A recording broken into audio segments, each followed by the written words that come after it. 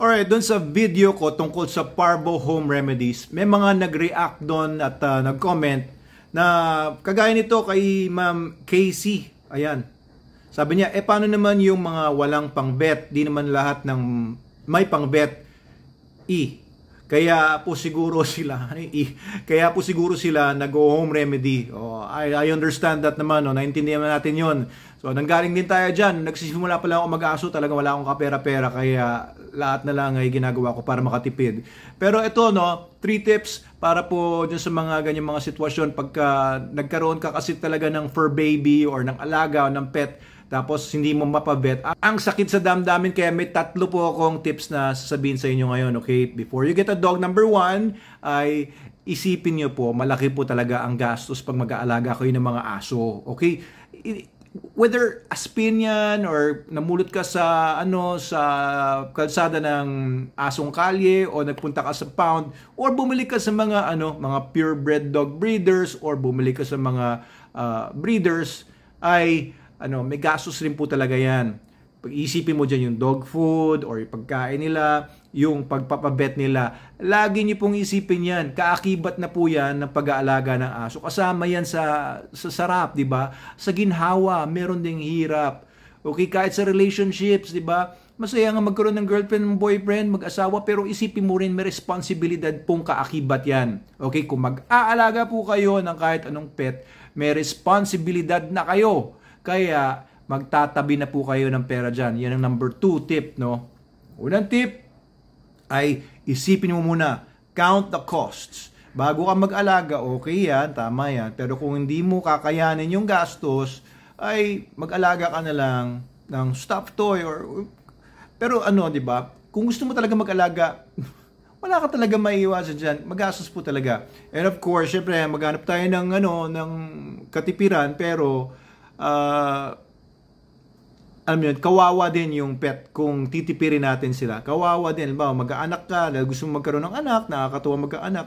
Tapos pagdating ng hospital bills, hindi mo dadalhin sa hospital kasi wala kang pang hospital at sayang yung pera na gagasusin mo doon. Huwag kang mag-aanak. Diba? Kung hindi mo kaya, please lang. Ang dami ko nakita dyan mga street children or mga nagkaanak ng marami tapos hindi naman nila kaya. Well, of course, they're not doing anything criminal naman siguro. Pero alam niyo yun, yung pababayaan mo yung anak mo, that's criminal. Pagka may sakit na, criminal po yun. Ganon din po, meron tayong Animal Welfare Act. Kung ikaw ay nag-aalaga ng aso, ng pusa, tapos hindi mo dinadala sa vet kung kailangan na, that is a criminal act. That is against the law of the land. According to sa Animal Welfare Act, you have to bring the dog to a vet. Hindi yung mag-iisip ka na lang kung ano-anong igagamot mo dyan. And again, yung pagbibigay ng gamot sa mga aso na hindi naman ikaw licensed veterinarian, hindi naman ikaw nagre-reseta niya, that's also against the law because you're doing a veterinary medicine practice na hindi ka allowed or hindi ka trained to do that. Kaya always count the cost, guys. Number 1. Number 2, paghandaan mo na.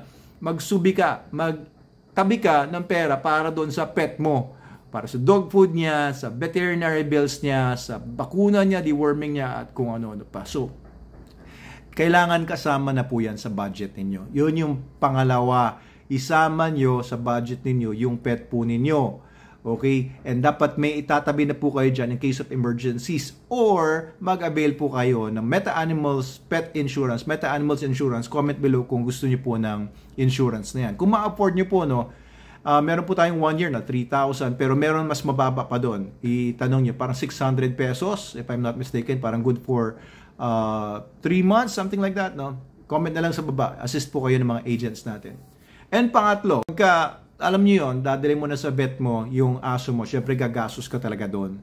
Wala kang panggastos, makiusap ka sa veterinarian mo. Baka naman pwedeng utang muna. O baka pwede naman po na ay bayad ko sa inyo ay gulay. Baka pwede naman po ibayad ko sa inyo ay mga prutas. Kung meron ka mga prutas, meron ka mga gulay. Okay, baka pwede naman bayad ko po ay meron po ako ditong lumang radyo or whatever, di ba? Gawa mo ng paraan. Kasi mga tao din naman ng mga veterinarians. I think pwede mo naman silang pakiusapan. Baka pwede po na na installment Although maraming mga ganyan, kawawa naman yung mga veterinaryo, ang dami nagkakautang sa kanila. Pero kung papayag, 'di ba? At least you did your fur baby, you did your pet something good.